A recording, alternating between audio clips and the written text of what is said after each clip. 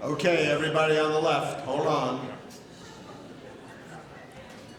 Nobody leaves before the movie. Stewie's gonna kill me. Sit there. Tara and I have worked on dinners before, and there are always people who volunteer to be on committees. But for this dinner, we were literally inundated with volunteers. If I named you all, we'll be paying overtime to the caterer. So to be more efficient, the list of names are on the screen, I hope, of those who worked on the dinner, as well as the reunion weekend. We would like everyone who volunteered their time to stand up. Tara and I thank all of you so much. Please stand up, everyone who worked on the dinner. And if you don't think you deserve it, your name is on the scroll. If you see your name, please stand up. Without your efforts, this dinner would not have come together. From the bottom of our hearts, we thank you. Debbie Spilkey, you took on so much by yourself and not only got it all done, but you did it efficiently, promptly, and always with a smile on your face. Amazing. Thank you, Debbie. As always, I don't know how you do it. Thank you for all the hours of your work you put into this dinner. It was a Herculean effort on your part, and we truly appreciate all the time, energy, and care you gave to make this dinner a success. To the Pizer Rifkin family, we are so grateful to you once again for being so generous. The swag is amazing. We appreciate all the time and resources you dedicated to this. Thank you so much.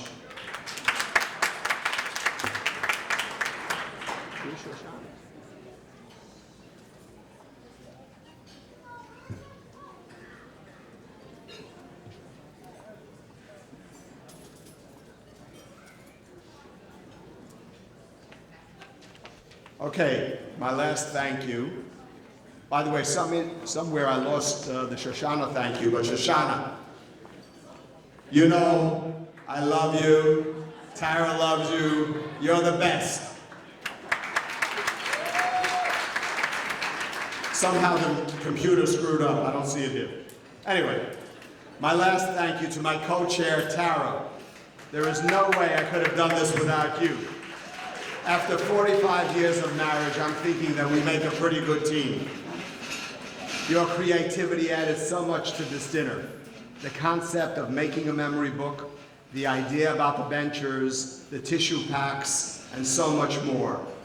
Your writing and editing skills, taking my 20 pages of thoughts, cutting and adding and coming up with a 4.5-minute speech. I thank you for all your sage advice, solicited and unsolicited. Tara refused to get up and speak. I tried to give her a beta blocker or Klonopin, but she wouldn't comply. Please give her a round of applause as I ask her to come up.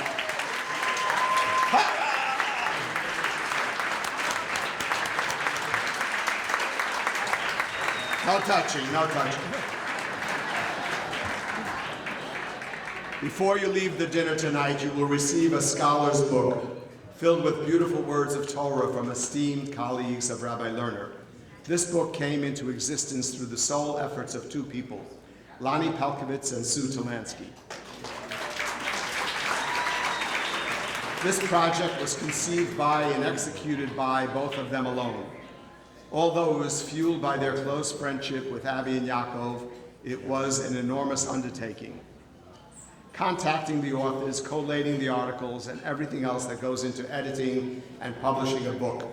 You were both an endless source of ideas, thoughts, and support to us throughout this long process. Thank you both so much. Please come up.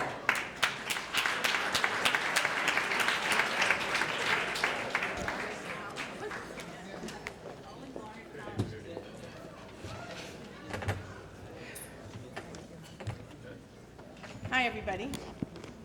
I'm Lonnie Pelkowitz. Transmission of values is largely invisible, okay? Am I okay now? Transmission of values is largely invisible. As we've heard repeatedly over this amazing weekend, the influence that Rabbi Yaacov and Abby have had on our community comes through the invisible magic of their integrity, consistency, passion, and purpose. This whole weekend and this dinner have had one purpose. We wanted to think of as many ways as possible to express our hakarat hatov and to convey one message: we've heard you. For us, one of the elements of hakarat hatov is to demonstrate to you that we've internalized the most important values that you've been teaching us for these 45 years.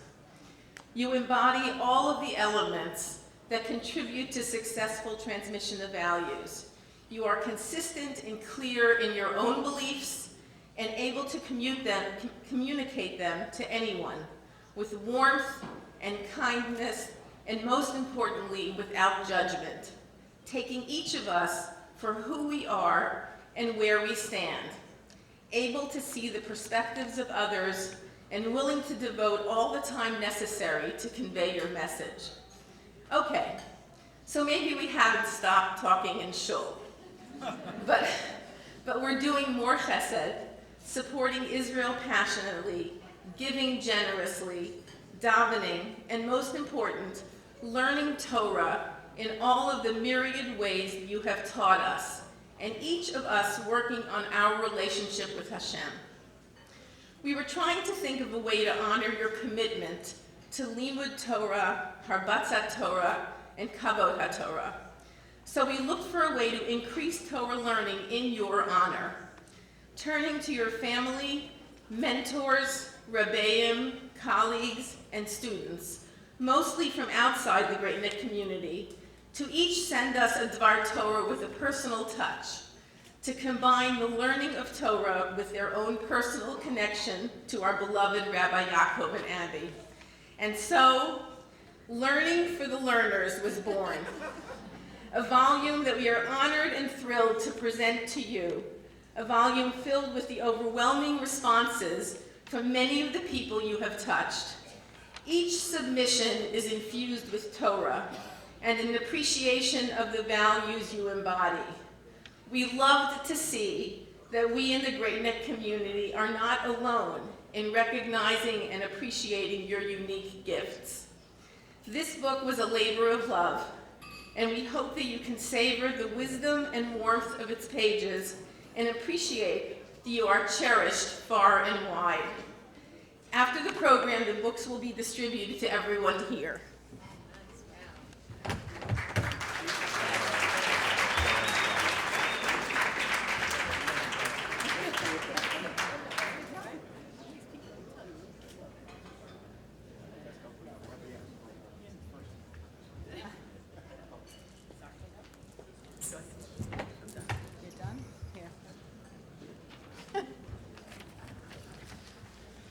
As Lonnie spoke, I was thinking my father used to have an expression, when things are a shtick gold, a piece of gold. And each contribution is a shtick gold, you'll see. Anyway, this is it. It's we're 2 or 3 minutes away from the end.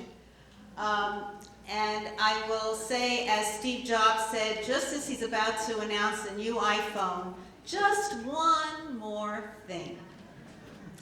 But one of the many things I learned from Rabbi Lerner all these years, especially from my perch in the women's section, is that anything you want to say can be said in a 3x5 index card. The Gettysburg Address could be on this 3x5 index card.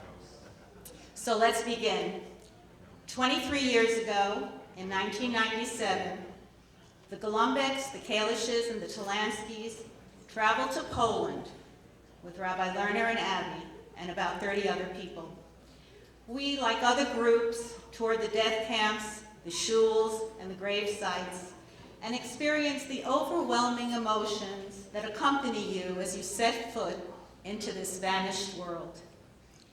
A high point of our journey was our stop in Lublin, where we visited what had once been the Yeshiva Chachmei Lublin, established in 1930 by the great Rav Meir Shapiro, the genius behind the Daf Yomi concept. In its day, it was one of the largest yeshivas in the world, the first yeshiva ever to have a dormitory for its talmidim. It was known as the Jewish Oxford. And it flourished for only 10 years. When it was taken over by the Nazis in 1939, it was converted into the headquarters of the German military police. After the war, it became part of the Medical University of Lublin. In 1997, when we visited, it was the nursing school division of that university medical school. For Rabbi Lerner, our visit was particularly poignant, for it was here at this yeshiva that his maternal uncle, Rav Aharon Lebwohl, had learned and prayed under the tutelage of his mentor and Rebbe, Rav Shapiro. And when Rav Shapiro died, an untimely death in 1933, it was Rav Lebwohl who delivered his eulogy in the courtyard of the yeshiva with hundreds of talmidim listening. And when the Nazis plundered the building's hallowed halls, it was Rabbi Lerner's uncle who was assigned the task from 1941 to 1942 of cataloging the yeshiva's vast library of over 30,000 sefarim. From this building, Rav Lebwohl was led to his death in the nearby concentration camp of Majdanek. And only a few years later, when Rabbi Lerner was born, his mother named him Yaacov Aharon, after his beloved ancestor. But 10 years after our visit, in 2007, the Jewish community of Lublin, with the cooperation of the Polish government, reclaimed this stunning property, and the Yeshiva Chochmei Lublin is today functioning once again as a place of learning and prayer. Mezuzot once again adorn its doorposts, and in fact, this past January, a Siyum Hashas celebration took place there for the third time in this century. We at the Young Israel Breakneck, in order to honor the extraordinary connection between our Rav and his illustrious uncle, have commissioned a Sefer Torah, which we are dedicating both in honor of our beloved Rabbi Yaacov and Abby, and also in memory of his cherished uncle, Rav Aharon Lebwohl. And once we heard that the Yeshiva synagogue was in dire need of a Sefer Torah, we decided that we would lend this particular Sefer to them. What better way to complete the cycle of history and to showcase that Maaseh Avot Siman Labanim, that the actions of the fathers are signposts for the children, but more profoundly, Hazorim Bedima Verina Yiktzoru, those who sow in tears will reap in joy. This whole fantastic project was done with the cooperation of Rabbi Michael Shudrich, the chief rabbi of Poland, and his assistant, Rabbi Joshua Ellis. Neither could be here with us tonight because Purim is tomorrow night and they have to be where they have to be in Poland. But they did send us a worthy representative, a man named Yaacov, of course Yaacov, Vasilevich, who was born in Częstochowa, Poland, and who is active today in the Jewish awakening in Poland. I'm going to call him up now in Polish. Proszę Pan Yaacov, proszę tutaj do nas przyjąć tę nagrodę.